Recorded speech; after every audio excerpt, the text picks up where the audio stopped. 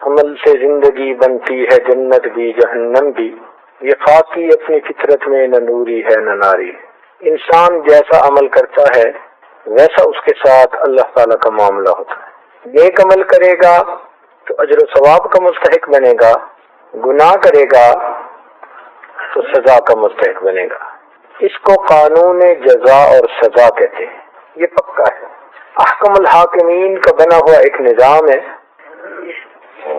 اسی لیے دنیا میں انسان جو کرتا ہے اس کا ریکارڈ تیار ہو رہا ہے۔ دنیا والے ویڈیو فلم بناتے ہیں، اللہ رب العزت کے فرشتے وہ اس کے نام اعمال میں پورا ریکارڈ لکھ رہے ہیں، اور اللہ تعالیٰ کی زمین اس بندے کے ساری زندگی کے مناظر کو محفوظ کر رہی ہے۔ آج کل ویڈیو کیمرے بھی تو ایسے ہی ہیں نا، چھوٹے سے ہوتے ہیں، دور سے دیکھ کر منظر کو کیچ کر لیتے ہیں۔ تو یہ اللہ تعالیٰ کی زمین یہ ویڈیو کیمرہ ہے، ہر چیز کو اس کی پیٹھ پہ کیا ہو رہا ہے محفوظ ہو رہا ہے۔ کس نے سجدے کیے وہ بھی محفوظ، جس نے گناہ کیے وہ بھی محفوظ، اور قیامت کے دن پھر یہ اپنی خبریں نشر کرے گی، اللہ تعالیٰ کے حضور اپنی رپورٹ پیش کرے گی۔ اس لیے جب نیک آدمی دنیا سے فوت ہوتا ہے تو زمین کے وہ ٹکڑے روتے ہیں جہاں وہ بیٹھ کر اللہ تعالیٰ کی عبادت کیا کرتا تھا۔ آسمان بھی روتا ہے، زمین بھی روتی ہے۔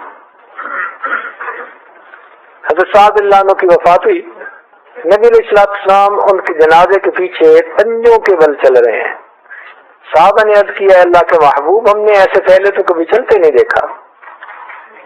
فرمایا اتنے فرشتے سعد کی نماز جنازہ میں شرکت کے لیے اترے، مجھے پاؤں رکھنے کی جگہ نہیں مل رہی۔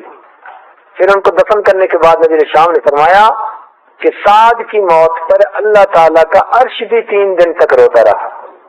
تو نیک لوگوں کی جدائی پر زمین اور آسمان روتے ہیں، اور برا بندہ اس کے لیے زمین کہتی ہے جتنے لوگ میری پیٹھ پہ چلتے تھے سب سے زیادہ مجھے عداوت تجھ سے تھی، آج میرے قابو آیا، دیکھ میں تیرا حشر کیا کرتی۔ اس لیے اللہ تعالیٰ نے نافرمان جنوں اور انسانوں کو زمین کا بوجھ کہا، سنفرغ لکم ایھا الثقلان، اور میری زمین کے بوجھو ہم اپنے آپ کو تمہارے لیے ان قریب فارغ کر رہے ہیں۔ یہ ایسے ہی ہے جیسے ماں دھمکاتی ہے بچے کو، میں بھی آتی ہوں، اب یہ مطلب نہیں کہ وہ آ نہیں سکتی، تنبیہ مقصود ہے، تو ہم اپنے آپ کو فارغ کرتے ہیں تمہارے لیے، یہ تنبیہ مقصود ہے کہ تم کب تک منمانی کرو گے، بکرے کی ماں کب تک خیر منائے گی۔ ہم تو گھڑے کی مچھلی سے بھی گئے گزرے، گھڑے کی مچھلی کو بھی پکڑنے میں کچھ وقت لگتا ہوگا، ہمیں تو اتنا بھی وقت نہیں لگتا۔ اس لیے فرمایا یا معاشر الجن والانس ان استطعتم ان تنفذوا من اقطار السماوات والارض فانفذوا لا تنفذون الا بسلطان، اگر تم زمین و آسمان کے کروں سے باہر نکل سکتے ہو تو ذرا نکل کے دکھاؤ، نکلو گے کسی دلیل سے نکلو، تم کہاں جا سکتے ہو۔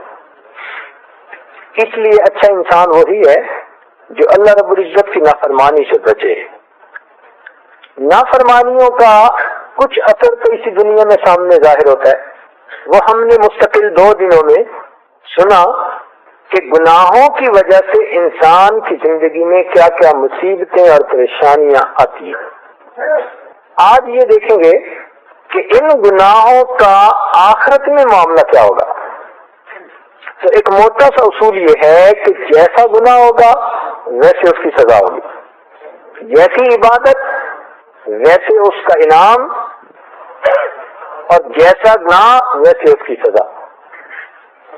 اب اس کی دلیل سنیے قرآن مجید سے کہ جو لوگ راتوں کو جاگتے ہیں، تہجد پڑھتے ہیں، شب زندہ دار ہوتے ہیں، رات کے آخری پہر میں رب کے سامنے مناجات کرتے ہیں، وہ اپنی نیند قربان کرتے ہیں، ان کی آنکھیں نیند کو ترستی ہیں، کام کاج کی وجہ سے تھکے ہوتے ہیں، نیند غالب ہوتی ہے، اپنے آپ سے جبر کر کے زبردستی اپنے آپ کو اس وقت جگاتے ہیں اور اللہ تعالیٰ کے حضور نماز پڑھتے ہیں۔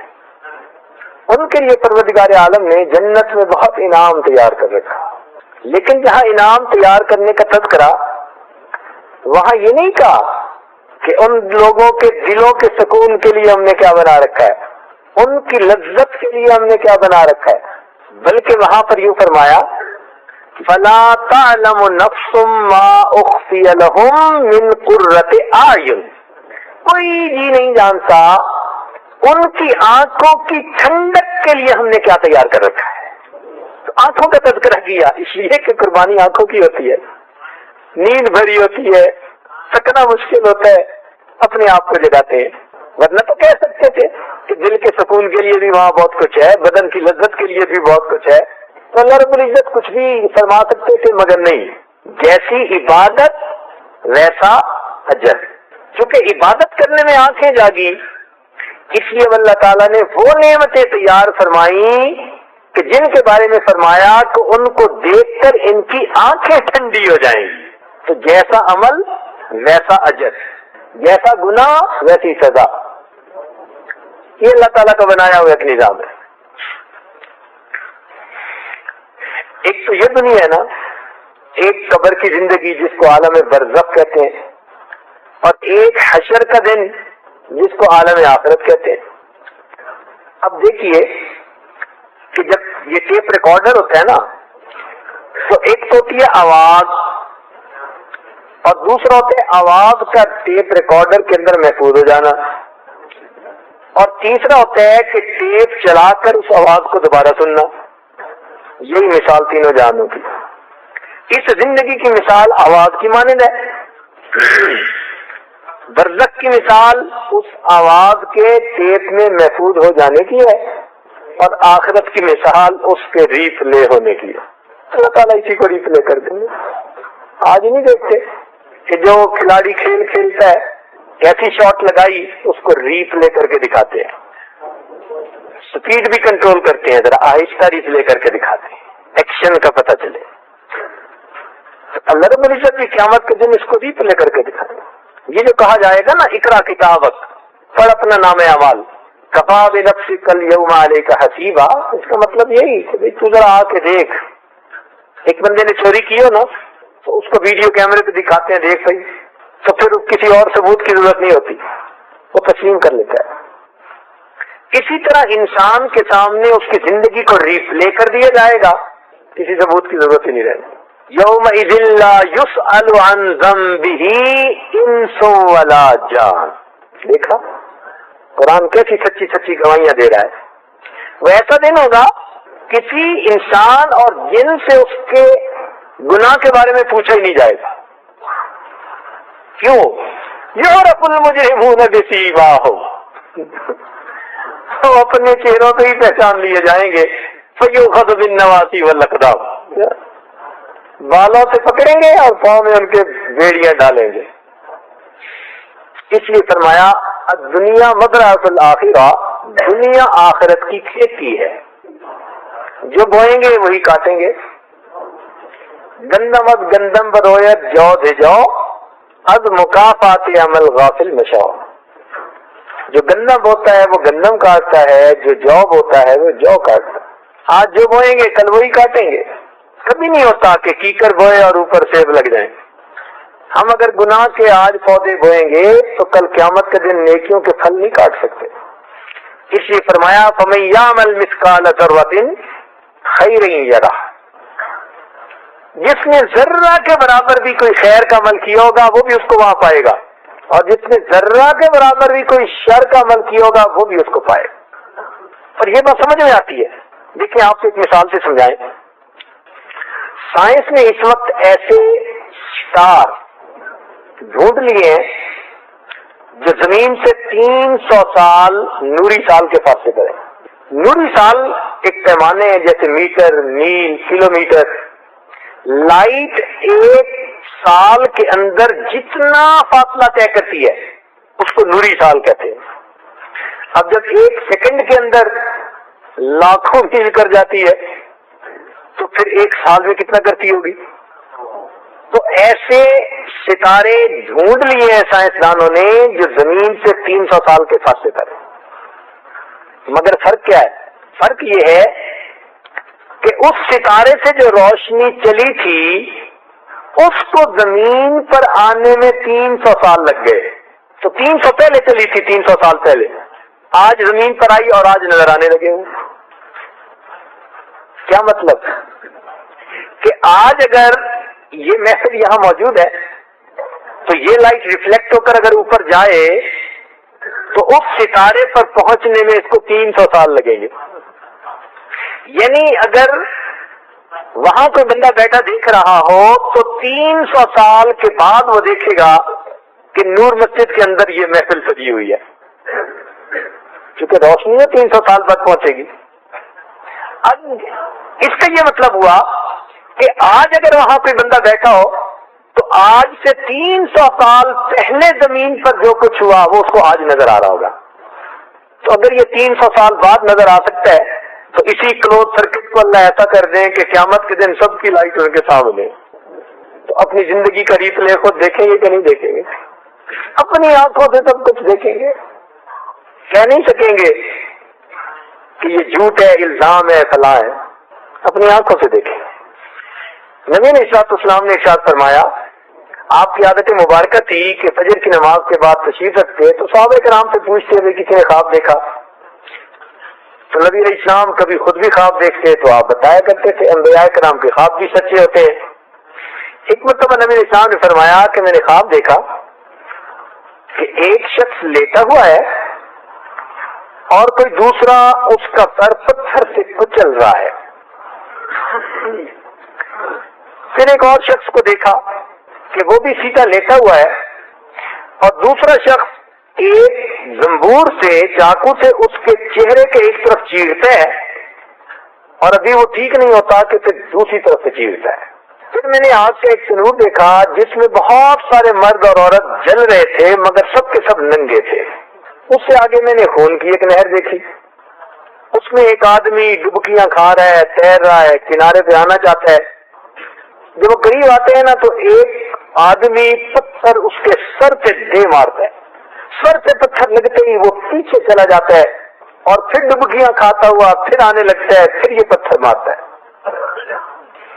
آگے میں نے دیکھا تو ایک جگہ بہت زیادہ آگ دیکھی. میں نے دیکھا ایک شخص ہے جس کی شکل بہت ڈراؤنی ہے. دیکھ کے بندے کو ڈر لگے، ایسی ڈراؤنی شکل کبھی دیکھی نہیں. وہ آگ جلا رہا ہے اور آگ کے گرد گھوم رہا ہے. اس کے چہرے پہ کوئی ہمدردی کا نشان نہیں، اجنبیت ہے. جب اس سے آگے گئے تو میں نے دیکھا کہ ایک بہت بڑا باغ ہے. اس میں ایک لمبے قد کا آدمی ہے جس کے گرد بہت سارے بچے بیٹھے ہوئے ہیں. پھر آگے جا کر دیکھا تو بہت اونچے اور خوبصورت درخت کو دیکھا. تو جو دو شخص مجھے دکھا رہے تھے سب کچھ کہنے لگے اس درخت پہ چڑھ جائیے. میں جو درخت پہ چڑھا تو چڑھتے چڑھتے اوپر جا کر میں نے ایک شہر آباد دیکھا. ایسا شہر کہ جس کے مکان کی دیواریں سونے اور چاندی کی اینٹوں سے بنی ہوئی تھی. شہر کے دروازے پر پہنچے تو اسے کھولا گیا. اندر چند آدمی ملے. ایک کا بدن آدھا خوبصورت ہے اور آدھا جلا ہوا ہے. تو جو لے جا رہے تھے انہوں نے اس کو کہا کہ میاں تم غسل کر لو. انہوں نے غسل کیا تو ان کا جلا ہوا حصہ بھی ٹھیک ہو گیا. اوپر دیکھا تو سفید بادل کی طرح ایک محل نظر آیا. میں نے پوچھا یہ کیا ہے؟ انہوں نے کہا جنت عدن ہے اور وہ دیکھو کہ وہ تمہارا گھر ہے. میں نے اپنا گھر دیکھنا چاہا تو انہوں نے کہا کہ ابھی وقت نہیں آیا، آپ اس میں کچھ عرصے کے بعد جائیں گے. فرماتے ہیں میں نے ان سے پوچھا بھئی یہ سارے منظر میں نے کیا دیکھے؟ تو انہوں نے کہا کہ جس بندے کو آپ نے سب سے پہلے دیکھا کہ لیٹا ہوا ہے اور اس کا سر پتھر سے کچلا جا رہا ہے، یہ وہ بندہ تھا کہ جو صبح کو سویا رہتا تھا اور نماز کو قضا کر دیتا تھا. اس لیے اس کے سر کو کچلا جاتا ہے. سویا ہوتا تھا، اس کی نیند ہی نہیں کھلتی تھی. دوسرا جس شخص کو آپ نے دیکھا کہ اس کے ہونٹ سے اس کے رخسار کو چیرا جا رہا ہے، یہ جھوٹ بولنے والا انسان تھا اور ایک فرشتہ اس کے منہ کو چیرتا تھا اس لیے کہ یہ جھوٹ بولتا تھا.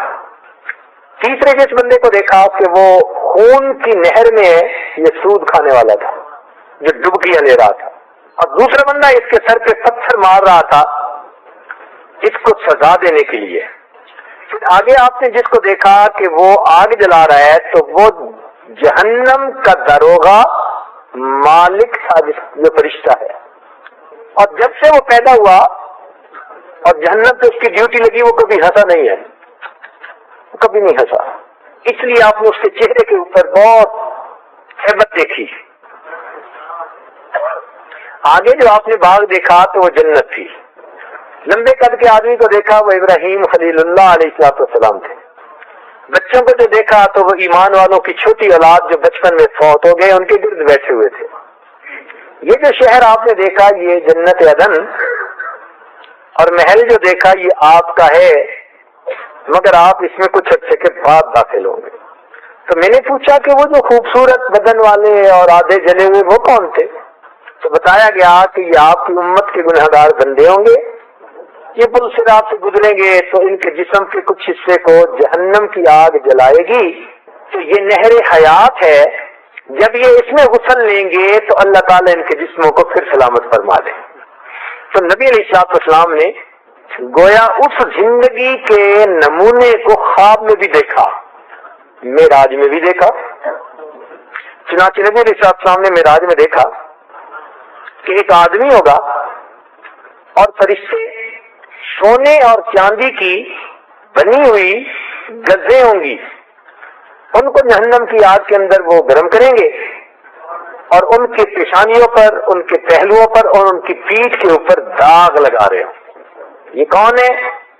یہ وہ لوگ ہیں جو دنیا میں زکوٰۃ نہیں دیا کرتے تھے، جیسے مولانا حبیب اللہ صاحب دعوت برکاتہ فرما رہے تھے کہ ترتیب اس لیے کہ پہلے ماتھے پہ شکن آتی ہے تو اس لیے ماتھے سے شروع کریں گے، پھر پہلو پہ، پھر پیٹھ پہ ہوتا ہے، وہی ترتیب جو دنیا میں تھی، سزا کی ترتیب بھی وہی۔ یہ عجیب بات ہے، سزا میں اور گناہ میں ایک مناسبت اللہ نے رکھی ہوئی ہے۔ چنانچہ ایک بندے کو میں نے دیکھا کہ جو کھڑا تھا تو دوسرا ایک بندہ آیا، اس نے اس کو رکوع میں جھکایا اور اس کی گردن کے اندر ایک گوشت میں گاڑ دیا جس کے اوپر جھنڈا بنا ہوا تھا۔ فرماتے ہیں میں نے اسے دیکھا وہ بڑی تکلیف کی حالت میں تھا۔ کھڑے آدمی کو آپ رکوع میں لے جائیں اور اس کی پیٹھ کے اندر ایک گرد کو گاڑ دیں تو اس کی کیا حالت ہوتی ہے؟ پوچھا کون تھا تو بتایا گیا کہ یہ عہد توڑنے والا، وعدہ خلاف، زبان سے پھر جانے والا۔ کئی بڑے سمارٹ بنتے ہیں کاروبار میں، زبان دے کے پھرتے ہیں، تو اس کی پیٹھ کے اندر، کیونکہ پھر جانے والا اصل میں دوسرے کی پیٹھ میں چھرا گھونپتا ہے، دوسرے کو دھوکہ دیتا ہے، اس لیے اس کو سزا ویسی دی جا رہی ہے۔ چنانچہ ایک آدمی کو دیکھا کہ کچھ سونا چاندی قسم کی چیز تھی، وہ گرم ہوئی جہنم کی آگ میں اور کچلی اور اس بندے کے ساتھ آ کر چپک گئی، جیسے بدن پہ کوئی چیز آ کے لگ جاتی ہے نا۔ پوچھا یہ کیا؟ کہ یہ چور تھا، جو مال چراتا تھا اس مال کو جہنم میں گرم کر کے اس کے جسم کے ساتھ لگا دیا۔ چنانچہ غیبت کرنے والے بندے کی مثال جیسے کوئی مردار ہے اور اس مردار کا یہ آدمی گوشت کھا رہا ہے۔ قیامت کے دن ایک آدمی فالج زدہ حالت میں اٹھایا جائے گا، فالج زدہ، ایک سائیڈ اس کی ہاتھ اور پاؤں ایک سائیڈ کے وہ ناکارہ ہوں گے، تو وہ توازن برقرار نہیں رکھ سکے گا، کھڑا ہوگا گر جائے گا، پھر کھڑا ہوگا گر جائے گا۔ تو پوچھا گیا کہ یہ کون؟ بتایا جائے گا کہ جو دنیا میں انصاف نہ کرنے والا تھا اس حالت میں اس کو کھڑا کیا گیا۔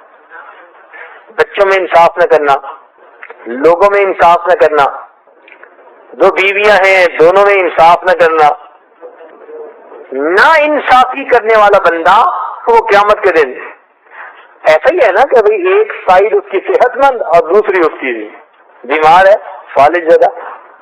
جو بندہ دنیا کے اندر متکبر بنتا ہوگا، اونچے بول بولتا ہوگا، اس کو اللہ تعالیٰ قیامت کے دن چیوٹی جیسی جسامت عطا کریں گے۔ کیوں؟ تاکہ یہ چلے اور دوسرے لوگ اپنے پاؤں کے نیچے اس کو مسل مسل کے جائیں۔ اللہ تعالیٰ اس کو لوگوں کے پاؤں میں پامال کریں گے اس کے غرور اور تکبر کو توڑنے کے لیے۔ اللہ تعالیٰ دکھائیں گے دیکھ ہم تیرا دماغ کیسے سیدھا کرتے ہیں۔ دنیا میں تکبر کرے تو اس کے سر پہ جوتے لگواتے ہیں، واہ میرے مولا تیرے لشکر بھی بڑے، ایک لنگڑا مچھر اندر چلا گیا، اب نمرود صاحب کو ملنے جو آتا تھا وہ سلوٹ مارنے کی بجائے وہ جوتا سر میں مارتا تھا. یوں اللہ تعالیٰ بندے کے تکبر کو توڑتے ہیں. ایک آدمی ہوگا جس کو جہنم کے اندر آگ کے بنے ہوئے ایک ستون کے ساتھ باندھ دیا جائے گا. یہ کون ہوگا؟ یہ وہ بندہ جو دنیا میں دوسروں کے عیب ڈھونڈتا تھا اور لوگوں کو عیب بتایا کرتا تھا. یہ دو الگ الگ گناہ ہیں. ایک کو کہتے ہیں عیب جو اور دوسرے کو کہتے ہیں عیب گو. عیب کو تلاش کرنے والا جس نے خوردبین پھٹکی ہوتی ہے، ڈھونڈ رہا ہوتا ہے اس میں کیا، اس میں کیا، اس میں کیا. اور کچھ ایسے ہوتے ہیں کہ بس ان کے کان میں کچھ پڑ جائے وہ اس کو لوگوں تک پھیلا دیتے ہیں، کسی کی عزت کا خیال نہیں رکھتے. تو یہ دو الگ الگ گناہ. اور کچھ ایسے ہوتے ہیں جن میں دونوں گناہ ہوتے ہیں، عیب جو بھی ہوتے ہیں، عیب گو بھی ہوتے ہیں. اب چونکہ یہ لوگوں کے دل دکھاتے ہیں ان کی پبلک انسلٹ کر کے، اس لیے ان کو سزا بھی ویسی دی جا رہی. پہلے تو ان کو آگ کے ستون کے ساتھ باندھ دیں گے، نار اللہ الموقدہ، پھر اللہ کی جلائی ہوئی آگ تلی علی الافئدہ. وہ ایک خصوصی سیکشن بنا ہوگا اور وہاں کے انگارے جو ہیں ان کے اندر پروگرام پہلے سے بھرا ہوا ہوگا. آج کل ایسے ہی ہوتا ہے نا، لیزر گائیڈڈ راکٹ پروگرام بھرا ہوا ہے، اڑتے ہیں سیدھا ٹارگٹ پر. یہ خدائی راکٹ ایک ایک شعلہ اٹھے گا اور سیدھا اس بندے کے دل کو نشانہ بنائے گا، دل کو ٹارگٹ کرے گا. کیوں؟ اس کا ہر بول دوسروں کا دل جلاتا تھا، آج ہر اٹھنے والا شعلہ اس کے دل کو تکلیف پہنچائے گا. جیسا گناہ ویسی سزا، ربط ہے. اس لیے جس بندے کے دماغ میں ہر وقت ہی گندی سوچیں، شیطانی شہوانی سوچیں دماغ میں ہر وقت رہتی ہوں گی، جہنم میں جب اس کو ڈالیں گے نا تو اس کے سر پہ گرم پانی ڈالیں گے. یصب من فوق رؤوسہم الحمیم، قرآن مجید، اس کے سر پہ کھولتا ہوا پانی ڈالیں گے. تیرے دماغ میں بھوس بھرا تھا، تیری کھوپڑی کو سیدھا کرتے ہیں، کھوپڑی ابلے گی. تو جیسا گناہ ویسی ہی اس کی سزا. اب اس سے آپ خود سمجھ لیجئے کہ ہم دنیا میں جو گناہ کریں گے کچھ سزا تو اسی دنیا میں ملے گی اور بقیہ سزا پھر آخرت میں ملے گی. جیسا گناہ ہوگا ویسی سزا ہوگی. اس میں ایک گناہ کی ذرا تفصیل آپ کے سامنے کھولتے ہیں. ساجد کو کتاب لکھنے کی ضرورت پیش آئی، حیا اور پاک دامنی. الحمدللہ اس کے 5 چیپٹر ہو چکے، بقیہ 2-3 ہیں وہ انشاءاللہ رمضان کے بعد لکھیں گے. تو اس چیپٹر میں ہمیں زنا کی سزا احادیث کی روشنی میں کیا ہوگی اس کو ڈھونڈنا پڑا. ہم نے بلا شبہ سینکڑوں احادیث ڈھونڈی، سینکڑوں احادیث درجنوں کتابوں میں سے. تو قدرتاً اس کی ہم نے ایک ترتیب بنائی کہ اس کی سزا دنیا میں کیا ہے، آخرت میں کیا ہے. چونکہ نوجوانوں کا مجمع ہے اور یہ گناہ ویسے بھی عام ہے، اس لیے یہ مثال آج کی اس محفل کے لیے زیادہ موضوع ہوگی. تو یہ آئے گی تو اس کتاب میں، مگر آپ سے موقع کی مناسبت سے ذرا اس کی تفصیل کر دینی وہ زیادہ ضروری ہے تاکہ بات کھل جائے کہ جیسا گناہ ویسی سزا ملے گی. اللہ تعالیٰ فرماتے ہیں بئس ما قدمت لهم انفسهم ان سخط اللہ علیہم، ان پر اللہ کا غصہ ہوگا. وفی العذاب هم خالدون، ہمیشہ ہمیشہ عذاب میں رہیں گے. اب ظاہر دیکھنے میں عجیب سی بات لگتی ہے کہ بھئی زنا کیا تو محدود وقت کا گناہ ہے اور ہمیشہ ہمیشہ کی سزا. جی اس میں مناسبت ہے. پہلی بات تو یہ کہ دنیا میں اس کے 3 نقصان ہوتے ہیں. ایک نقصان یہ کہ چہرے کی رونق ختم ہو جاتی ہے، چنانچہ زانی انسان کے چہرے کے اوپر نور نہیں رہتا، وحشت ہوتی ہے. دوسری بات، اس سے انسان کے رزق میں تنگی آتی ہے، رزق حلال میں. حرام کی بات نہیں، حرام تو جہنم میں جانے کا سبب ہے، رزق حلال میں تنگی آ جاتی ہے. اور تیسرا، اس سے بندے کی افیکٹو عمر وہ گھٹ جاتی ہے، جوانی میں بوڑھا ہو جاتا ہے. جیسے بعض نوجوان ابھی 30 سال عمر نہیں ہوتی کہتے ہیں جی لو بیک کی پین ہے. جوانی کیسی بھائی، لو بیک کی پین، 30 سال کی عمر، بوڑھوں کی طرح پھر رہے ہوتے ہیں. آخرت کے نقصان کہ اس بندے کا حساب سخت لیا جائے گا, اللہ تعالیٰ اس سے ناراض ہوں گے اور وہ ہمیشہ ہمیشہ دوزخ میں رہے گا. اب اس ہمیشہ ہمیشہ سے مراد یہ نہیں ہے کہ ہمیشہ کے لیے رہے گا, بلکہ اتنا لمبا رہے گا کہ یوں محسوس ہوگا ہمیشہ ہمیشہ یہاں رہے گا, اتنا لمبا عرصہ عذاب ہوگا. اب اس کی سزا جو حدیث میں بتائی گئی ذرا وہ سن لیجئے. جیسا گناہ اور ویسی, بولیے ذرا, جیسا گناہ ویسی سزا. سب سے پہلی بات کہ یہ آدمی دنیا میں غیر محرم کے لیے اپنا چہرہ سجاتا تھا. عورت ہے تو وہ مرد کے لیے سجاتی ہے اپنے چہرے کو, مرد ہو تو وہ عورت کے لیے سجاتا ہے. کیونکہ یہ ایک دوسرے کے لیے چہرے کو سجاتے تھے, لہذا قیامت کے دن ان کو پہلی سزا یہ ملے گی کہ یہ اللہ کے سامنے سیاہ چہروں کے ساتھ اٹھائے جائیں گے, کالے چہروں کے ساتھ اٹھائیں گے. وہ ہم فیہا کالہون, جہنم میں بھی چہرے کالے, قیامت کے دن بھی کالے. تو سب سے پہلا گناہ, جس دن وجوہ یومئذ, یوم تبیض وجوہ وتسود وجوہ, جس دن کچھ چہرے سفید ہوں گے اور کچھ چہرے سیاہ ہوں گے, تو یہ جہنمی اس دن سیاہ چہرے کے ساتھ اللہ کے سامنے کھڑا ہو جائے. پہلی اس کی نشانی.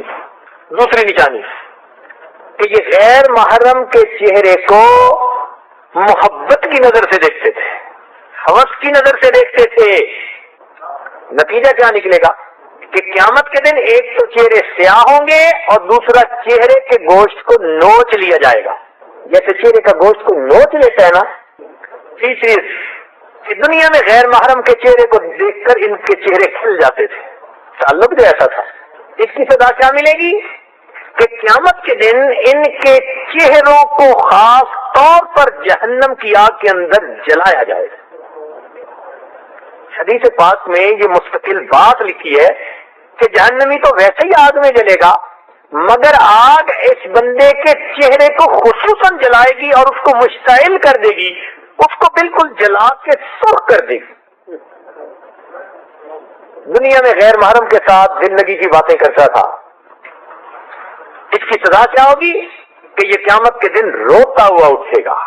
روتا ہوا اٹھتے ہیں نا, دنیا میں غیر محرم سے مذاق کیا کرتا تھا. سزا کیا ہوگی, قیامت کے دن پیٹتا ہوا اٹھے گا. ایک ہوتا ہے نا بندے کے آنسو بہ رہے ہوتے ہیں, یہ رونے والا. ایک ہوتا ہے جو اپنے سر پہ کچھ ہاتھ مار رہا ہوتا ہے, چیخ رہا ہوتا ہے, یہ پیٹنے والا بھی ہے. تو یہ روئے گا بھی, چلائے گا بھی, دو علیحدہ علیحدہ سزائیں. اس لیے کہ یہ باتیں بھی کرتا تھا, مذاق بھی کرتا تھا, دل لگی کی باتیں تھی, اس ہنسنے کے بدلے آج اس کو رونا پڑ گیا. چنانچہ غیر محرم سے ملاقات کر کے یہ دیکھ کے اس کو خوشی ہو جاتی تھی. نتیجہ کیا ہوگا کہ یہ قیامت کے دن غم زدہ حالت میں اللہ کے سامنے کھڑا کیا جائے گا. ادھر خوشی تھی دنیا میں, ادھر خوشی کے بدلے اس کو غم دے دیا جائے گا. دنیا میں غیر محرم کے ہاتھوں میں ہاتھ ڈالے, لہذا قیامت میں اس کے ہاتھوں میں آگ کی ہتھکڑیاں پہنا دی جائیں گی. دنیا میں غیر محرم کی ملاقات کے لیے چل کر گیا, قیامت کے دن پاؤں کے اندر آگ کی بیڑیاں ڈال دی جائیں گی. غیر محرم کو آنکھوں سے شہوت کے ساتھ دیکھا, نتیجہ کیا ہوگا, قیامت کے دن پگھلا ہوا سیسا اس کی آنکھوں میں ڈالا جائے گا. پگھلے ہوئے سیسے کا لیڈ, پگھلے ہوئے سیسے کا سرما اس کی آنکھوں میں ڈالیں گے. دنیا میں بھی سرما ڈالتی تھی غیر محرم کے لیے, آج بھی تیری آنکھوں میں سرما ڈالتے ہیں, مگر وہ پگھلا ہوا سیسا ہوگا. چنانچہ غیر محرم کی طرف سب سے پہلے چہرے کو دیکھتا ہے بندہ, قریب ہوتا ہے. تو چونکہ اس عمل کی ابتدا چہرے کو دیکھنے سے ہوتی ہے, لہذا قیامت کے دن چہرے کے بل, منہ کے بل گھسیٹ کر جہنم میں ڈالا جائے گا. دنیا میں غیر محرم کی گردن میں ہاتھ ڈالے, لہذا قیامت کے دن اس کی گردن میں زنجیر آگ کی بنی ہوئی ڈال دی جائے گی. اب دیکھیے, پاؤں میں بھی بیڑیاں, ہاتھوں میں ہتھکڑیاں, گلے میں آگ کی زنجیر ہوگی. غیر محرم کے سامنے اپنے پوشیدہ اعضاء کو کھولا تھا، نتیجہ کیا ہوگا؟ قیامت کے دن اس کو تارکول کا گرم لباس پہنا دیا جائے گا۔ تارکول جس سے سڑکیں بنتی ہیں، یہ گرم اور کہیں لگ جائے تو جگہ کو جلا کے رکھ دیتا ہے۔ تارکول کا بنا ہوا لباس گرم جہنم کی آگ میں اس بندے کے جسم سے پہنا دیا تو اس کا انڈر ویئر پہن ذرا۔ چنانچہ دنیا میں غیر محرم سے اس نے اپنی جنسی پیاس بجھائی، اس کی سزا کیا ہوگی کہ یہ قیامت کے دن پیاسی حالت میں اٹھایا جائے گا۔ پیاس لگی ہوئی ہوگی اس کو، جنسی پیاس بجھاتا تھا، آج پیاسا کھڑا کیا جائے۔ دنیا میں غیر محرم کی وجہ سے اس کے پوشیدہ اعضاء میں جنسی طوفان اٹھتے تھے، شہوت ابھرتی تھی۔ قیامت کے دن اللہ رب العزت ان کی شرم گاہوں کو جہنم کی آگ میں دہکائیں گے۔ دنیا کے اندر زنا کے ذریعے اس نے اپنے جسم کے اندر سے جو شہوت والا مادہ ہے اس کو نکالا تھا، اس کی سزا کیا ملے گی کہ ان کی شرم گاہوں سے جہنم میں اتنی بدبودار ہوا نکلے گی کہ دوسرے جہنمی بھی تنگ آ کر ان پر لعنتیں کریں گے، کہ دوسرے جہنمی بھی اس بدبودار ہوا سے تنگ آ کر ان کے لیے لعنتیں کریں گے۔ دنیا میں غیر محرم کے بالوں میں انگلیاں پھیری تھی، قیامت کے دن بالوں کے ذریعے سے پکڑ کے ان کو جہنم میں لٹکا دیا جائے گا۔ چنانچہ بعض روایات میں ہے کہ غیر محرم نے پستان پر ہاتھ لگائے، ایسی فاحشہ عورت کو جہنم میں پستانوں کے بل لٹکایا جائے گا۔ حدیث پاک میں غیر محرم کو کیوں اختیار دیا اس جگہ پر؟ چنانچہ دنیا میں غیر محرم کے جسم کی مہک سونگی تھی، نتیجہ کیا ہوگا کہ جہنمی آدمی کے جسم سے بدبو آ رہی ہوگی۔ یہ غیر محرم کے ساتھ بے لباس ایک جگہ پر اکٹھے ہوئے تھے، سزا ملے گی جہنم میں آگ کے تندور میں ننگے مرد اور ننگی عورتوں کو اکٹھا کر دیا جائے۔ غیر محرم کے ساتھ بند جگہوں پر ملاقات ہوتی تھی، بند کمرے میں، بند مکان میں، اس کی سزا یہ ملے گی کہ جہنم میں ایک بند گھاٹی ہے جس کا نام اسامہ ہے، یلقون اسامہ، اللہ رب العزت اس کے اندر ان کو ڈالیں۔ چنانچہ جب یہ اس عمل کے لیے کہیں جاتے تھے تو خوش ہو کے داخل ہوتے تھے اس جگہ پر۔ اس کی سزا یہ ملے گی کہ جتنے جہنمی جہنم میں جائیں گے، حدیث پاک میں ہے سب سے زیادہ مایوس حالت میں زانی کو جہنم میں داخل کیا جائے گا، مایوسی طاری ہوگی اس کے اوپر۔ عام طور پر اس گناہ کی ابتدا بوسے سے لی جاتی ہے۔ حدیث پاک میں ہے اللہ تعالیٰ ان پر ایسے سانپ مسلط کریں گے جو ان کے ہونٹوں سے ان کو کاٹنا شروع کریں گے۔ حیران ہو گئے حدیث پاک پڑھ کر، ایسا سانپ متعین کریں گے جو ان کے جسم کو ہونٹوں سے کاٹنا شروع کرے گا۔ چنانچہ غیر محرم کے سامنے اپنا پوشیدہ بدن کھولا تھا، اس کی سزا یہ ملے گی کہ جہنم میں ان کو ننگی حالت میں اکٹھا کر دیا جائے گا۔ دنیا میں لوگوں سے چھپ چھپ کے یہ عمل کرتے تھے، ماں باپ کو پتہ نہ چلے، بیوی کو پتہ نہ چلے، کمیونٹی کو پتہ نہ چلے، دنیا میں لوگوں سے چھپ چھپ کے زنا کرتے تھے۔ اس کی سزا ہوگی اللہ تعالیٰ زانی کو قیامت کے دن سب لوگوں کے سامنے کھلے عام رسوا فرما دیں گے، بتایا جائے گا کہ یہ زانی ہے، سب لوگوں کو بتایا جائے گا۔ یہ منادی کیوں کی جائے گی؟ دنیا میں چھپ کے کرتے تھے، ہم ذرا سب کے سامنے کھول دیتے، سب میں ساری مخلوق کے سامنے بے عزت کر دیں گے۔ دنیا میں لوگوں کو جھوٹ بول کر مطمئن کر دیتے تھے، کسی کو پتہ چل جاتا تھا نا، بھائی کو پتہ چل گیا اس کا کہیں افیئر ہے، اس نے سمجھانے کی کوشش کی، جھوٹ بولا نہیں یہ تو ایسا ہی ہے۔ بیوی کو پتہ چل گیا، اس نے کہنے کی کوشش کی، اب تمہیں ایسے ہی وہم ہو گیا ہے۔ اچھا تو جھوٹ بول کے مطمئن کرنے کی دنیا میں کوشش کرتے تھے۔ اس کی سزا کیا ہوگی؟ حدیث پاک میں ہے کہ جہنمی سے قیامت کے دن زانی سے اللہ تعالیٰ اس کے بارے میں پوچھیں گے، یہ وہاں بھی جھوٹ بولے گا، یہ وہاں بھی جھوٹ بولے گا کہ جب تو فرشتوں نے لکھ دیا، میں نے تو کچھ نہیں کیا۔ حدیث پاک میں آتے ہیں اللہ تعالیٰ اس کی زبان پہ مہر لگا دیں گے اور اس کے اعضاء کو کہیں گے کہ تم گواہی دو، پھر اس کے جسم کے اعضاء سارے کے سارے اس کے گناہ پر گواہی دیں گے، اللہ تعالیٰ مخلوق کے سامنے اس کو رسوا کریں گے، دیکھ تمہارا جھوٹ ہم نے کیسے کھولا۔ تو دنیا میں تو جھوٹ سے ہم مطمئن کر لیتے ہیں لوگوں کو، اللہ تعالیٰ کے سامنے تو جھوٹ نہیں چل سکے گا۔ دنیا کے اندر غیر محرم کے حسن و جمال کی تعریفیں کرتے تھے، یہ گناہ تعریفوں کے بغیر نہیں چلتا، تعریفوں سے ہی کام بنتا ہے۔ ایسی تعریفیں کہ دوسرے کے جسم سے گندی ہوا بھی خارج ہو تو جی مشکل خوشبو آ رہی ہے۔ تو چونکہ ناجائز تعریفیں کرتے تھے، اس کی سزا یہ ملے گی کہ قیامت کے دن ان کے اوپر جہنمی لوگ لعنتیں کریں گے۔ وہ حسن و جمال کی تعریفوں کی بجائے سارے جہنمی لعنتیں برتا رہے ہیں۔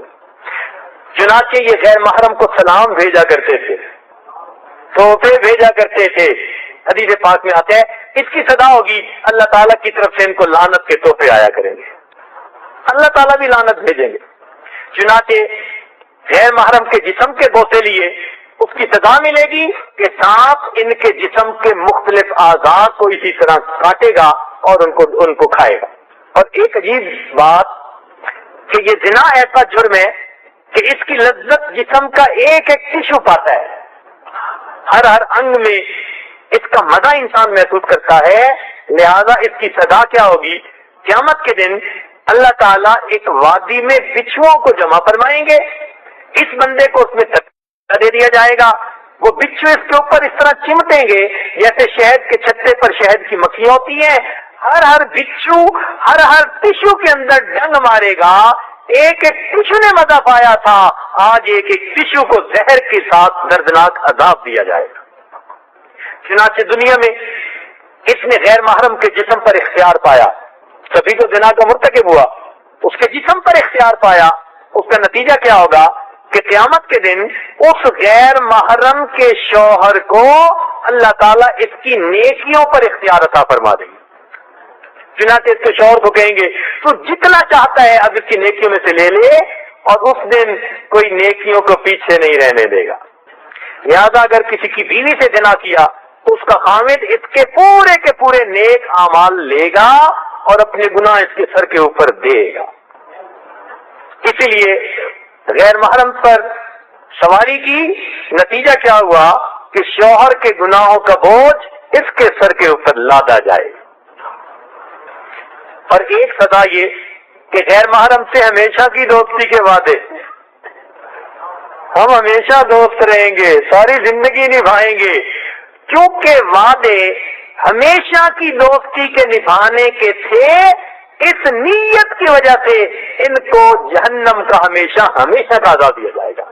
اب سمجھ میں بات آئی کہ کیوں کہا گیا کہ خالدین فیہا، ہمیشہ رکھیں گے جہنم میں۔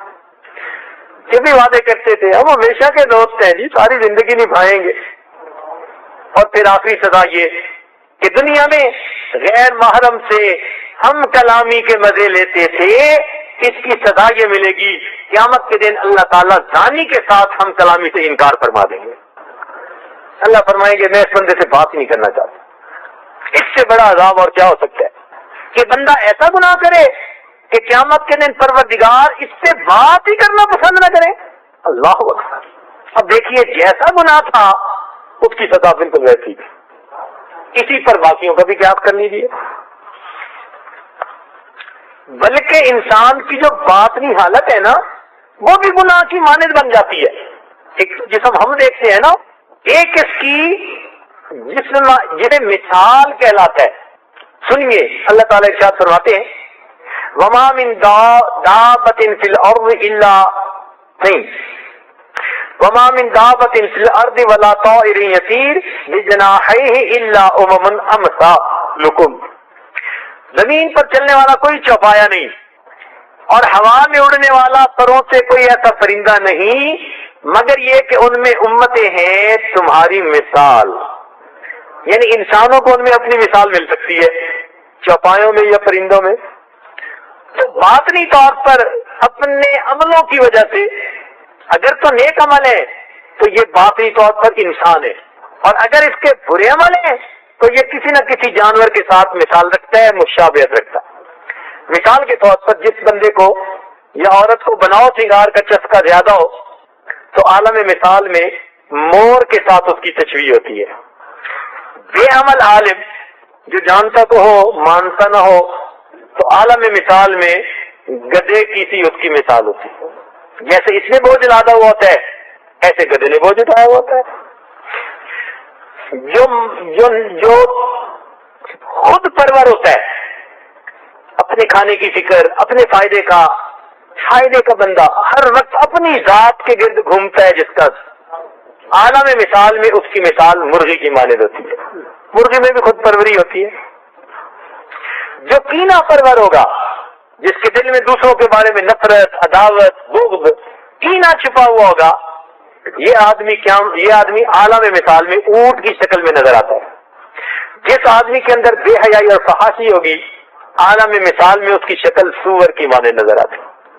چونکہ جانوروں میں سے سور یہ ایک ایسا جانور ہے کہ جب اس کی مادہ پہ وقت آتا ہے تو کتنے ہی نر ہوتے ہیں جو اس کے ساتھ جفتی کرتے ہیں اور اس کو پرواہ نہیں ہوتی۔ تو یہ بے حیائی کرنے والا بندہ عالم مثال میں سور کی مانند ہوتا ہے۔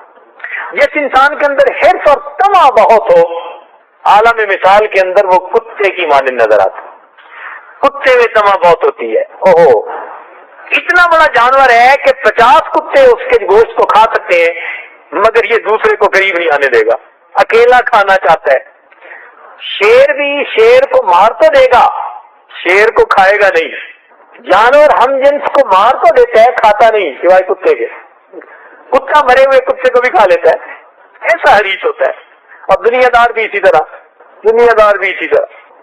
اسی لیے جس میں طمع زیادہ ہوگی، یہ بندہ قیامت کے دن یا یہ بندہ عالم مثال میں کتے کی شکل میں نظر آئے گا۔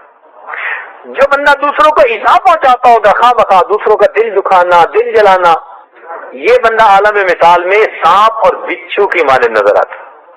اور جس بندے کے اندر عیاری ہو، آج جس کے لیے خوبصورت لفظ ہے، بڑا سمارٹ ہے، تو یہ سمارٹ صاحب، مسٹر سمارٹ، یہ عالم مثال میں لومڑی کی شکل میں نظر آتے ہیں۔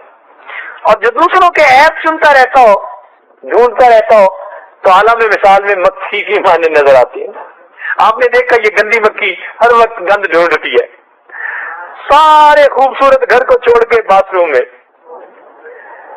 اتنے خوبصورت اچھی جگہوں کو چھوڑ کے ٹریش کین کے اوپر بیٹھی ہوتی ہے۔ اتنا خوبصورت بندے کا جسم ہوتا ہے، اس کو چھوڑ کے جہاں پھوڑ ہوتا ہے وہاں بیٹھی ہوتی ہے، جہاں پیپ ہوتی ہے وہاں بیٹھی ہوتی ہے۔ تو چونکہ یہ بھی ہر وقت گند کی تلاش میں ہوتی ہے، اور عیب جو بھی ہر وقت گند کی تلاش میں ہوتا ہے، تو اس کی صورت مثال وہ نظر آتی ہے۔ اور اسی طرح انسان کو قیامت کے دن پھر جہنم کے اندر سزا دی جائے گی۔ چنانچہ علامہ ذہبی رحمۃ اللہ علیہ نے الکبائر میں ایک حدیث لکھی ہے کافی تفصیل کے ساتھ۔ فرماتے ہیں کہ ایک مرتبہ سیدہ فاطمہ الزہرا رضی اللہ تعالیٰ عنہ اور سیدنا علی کرم اللہ وجہہ نبی علیہ السلام کو ملنے کے لیے حاضر ہوئے، تو کیا دیکھتے ہیں کہ اللہ کے محبوب زاروں قطار رو رہے ہیں، ریش مبارک آنکھوں سے تر ہو چکی۔ تو جب اس طرح سے دیکھا تو دونوں حیران ہو گئے، پوچھا اے اللہ کے محبوب ما یبکی، آپ کو کیا چیز رلا رہی ہے، کیوں آپ رو رہے ہیں؟ نبی علیہ السلام نے فرمایا فاطمہ، میں جب معراج پر گیا تھا تو جہنم میں نے کچھ عورتوں کو عذاب ہوتے ہوئے دیکھا، مجھے یاد آ گئی امت کی عورتیں، تو میں ان کی وجہ سے رو رہا۔ تو وہ پوچھتی ہیں اللہ کے محبوب آپ نے کیا دیکھا عورتوں کو؟ تو نبی علیہ السلام نے فرمایا کہ فاطمہ، میں نے پہلی عورت کو دیکھا کہ وہ جہنم کے اندر اپنے بالوں کے ذریعے سے لٹکی ہوئی ہے، اس کا جسم جل رہا ہے اور اس کا دماغ ہنڈیا کی طرح ابل رہا ہے۔ اب بتاؤ بھائی، بالوں سے اگر کوئی کسی نوجوان کو بھی پکڑ لینا تو اس کے بھی آنسو آ جاتے ہیں۔ عورتوں کے تو بال ویسے بھی ذرا لمبے ہوتے ہیں۔ ہم نے دیکھا کہ معصوم بچہ بھی ماں کے بال پکڑ کے کھینچے نا تو تکلیف کی وجہ سے ماں کے آنسو نکل آتے ہیں، وہ کہے کچھ نہ، اتنی تکلیف ہوتی ہے بال کھینچنے کی۔ تو جب کھینچنے کی تکلیف اتنی، تو اگر پورا وزن بالوں پر ہوگا اور اس پر لٹکایا جائے گا تو پھر کیا بنے گا؟ اور پھر جہنم کی آگ میں جلے گا۔ آپ نے دیکھا ہے یہ روسٹ کیسے ہو رہا ہوتا ہے؟ بروسٹ مشین ہوتی ہے نا جس میں آگ میں گھوم رہا ہوتا ہے، مجھے تو وہی منظر نظر آتا ہے۔ اللہ تعالیٰ بھی بالوں کے بل لٹکائیں گے اور نیچے سے آگ جلا کے اس کے جسم کو روسٹ کریں گے. پوچھا اللہ کے نبی کس لیے یہ سزا ہو رہی تھی؟ تو نبی علیہ السلام نے ارشاد فرمایا کہ یہ وہ عورت تھی کہ جو اپنے بالوں کو کٹواتی تھی اور بے پردہ گھومتی تھی، ننگے سر گھومتی تھی. آج کل کی نوجوان بچیوں کو دوپٹے بوجھل نظر آتے ہیں، پردہ ان کو سزا محسوس ہوتی ہے. قیامت کے دن اللہ تعالی بالوں کے ذریعے سے جہنم میں لٹکائیں. ذرا اپنے ہاتھوں سے اپنے بال کھینچ کے بندہ دیکھ لے کہ کیا تکلیف ہوتی ہے. تو جن کو بن سنور کے نکلنے کا شوق ہوگا نا، شیطان ذہن میں ڈالتا ہے کیا ہوتا ہے اس سے، ابھی تو عمر تھوڑی ہے، چھوٹی سی ہے. اللہ شاہ بخاری رحمۃ اللہ علیہ نے دیکھا ایک آدمی کی جوان العمر لڑکی مگر بے پردہ جاتی تھی. انہوں نے اس کو سمجھایا کہ بھائی بچی کو تم پردہ کرواؤ. انہوں نے کہا جی چھوٹی ہے، ابھی تو منہ سے دودھ کی بو آتی ہے. چھوٹی ہے، ابھی تو منہ سے دودھ کی بو آتی ہے. انہوں نے کہا اچھا بھائی دودھ پھٹنے سے پہلے خیال کر لو، پھٹ گیا تو کوئی اس کا حقدار نہیں بنے گا. دودھ پھٹ بھی تو جاتا ہے نا. اس لیے اسلام نے عورت کو پردے میں رہنے کا حکم دیا. دیکھیں پردے کے 3 درجے ہیں. پردے کے 3 درجے ہیں. پہلا درجہ قرآن پاک میں بتایا گیا وَقَرْنَ فِي بُيُوتِكُنَّ، یہ 4 دیواری کا پردہ. اپنے گھروں میں بیٹھی رہیے. گویا شرعی ضرورت کے بغیر عورت کو گھر سے باہر نکلنے سے منع فرمایا گیا. عورت کی زندگی گھر میں. وَقَرْنَ فِي بُيُوتِكُنَّ، بیٹھی رہو اپنے گھر میں، قرار پکڑو. تو عورت گھر میں رہے گی، شرعی ضرورت ہوگی تو گھر سے باہر آئے گی، ورنہ اس کی زندگی گھر میں. یہ 4 دیواری کا پردہ ہے. اور اگر گھر میں بھی رہتے ہوئے غیر محرم سے سلام کرنا پڑ جاتا ہے، کوئی بندہ پوچھنے آیا، کوئی ملنے آیا، کوئی چیز دینے آیا، تو ضروریات ہیں گھر کی، تو یہ بھی تو ضرورت ہے نا انسان کی. بیوی بچے گھر پہ ہیں یا بچے بھی نہیں تو عورت کیا کرے؟ تو اس کے لیے دوسرا درجہ فَاسْأَلُوهُنَّ مِنْ وَرَاءِ حجاب، حجاب کے پیچھے سے ان سے سوال کیجیے. یہ چادر کا پردہ، پردہ اس کے پیچھے سے گفتگو اگر ضرورت ہے تو. بے ضرورت گفتگو سے ویسے ہی منع کر دیا. ہاں اگر ضرورت ہے تو اب کوئی چیز مانگنی بھی ہے تو پردے کے پیچھے سے مانگیے. ذالک اطہر لقلوبکم وقلوبہن، جو کوئی بڑے نیک پاک بنے نا جی کہ ہمیں کچھ نہیں ہوتا. اللہ تعالیٰ فرماتے ہیں اس وقت کے مخاطب تو صحابہ کرام تھے نا، اور اس آیت کی مخاطب نبی علیہ السلام کی بیویاں تھیں. ان کو فرمایا کہ یہ ان کے دلوں کے لیے اور تمہارے دلوں کی پاکیزگی کے لیے بہت اچھا ہے.